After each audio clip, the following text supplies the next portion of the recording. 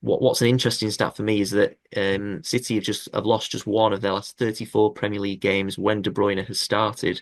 The only one during that run was the most recent defeat in the Manchester derby when City were winning 1-0 and he came off before City collapsed to lose 2-1 against Man United in that one.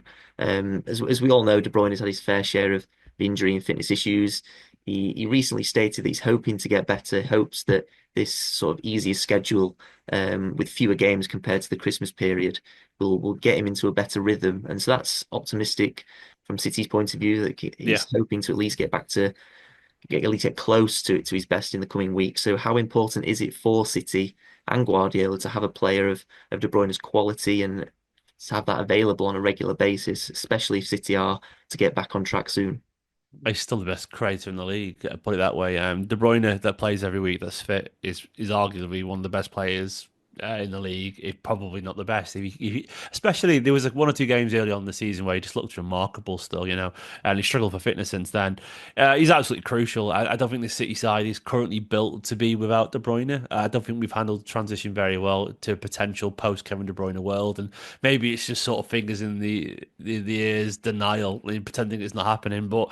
Unfortunately, it is, and he is getting older. I'm hoping that at some point these injuries start to settle down because if we're going to get top four this season, which feels like the new sort of aim given our run of form, I just don't think we can accomplish it without De Bruyne playing regularly because I think he's still by far Manchester City's most expressive and creative outlet, and without him, we're struggling for confidence in terms of we're struggling for ideas. Full stop. Never mind confidence. So yeah, look, De Bruyne is still absolutely brilliant.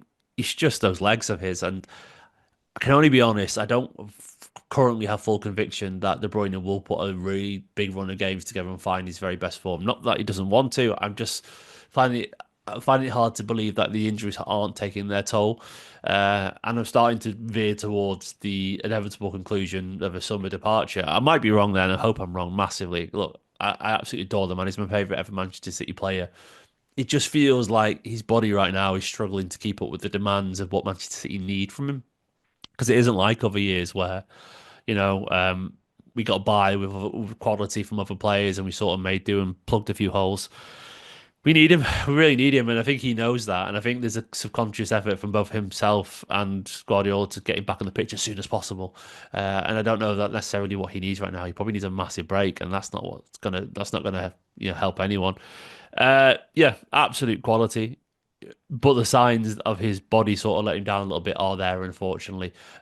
I do think there's still one or two more twists in the Kevin De Bruyne tail left in a blue shirt. Like I think there will be moments of quality, that will lead to a big win here and there. Maybe to silverware, in another competition other than the Premier League.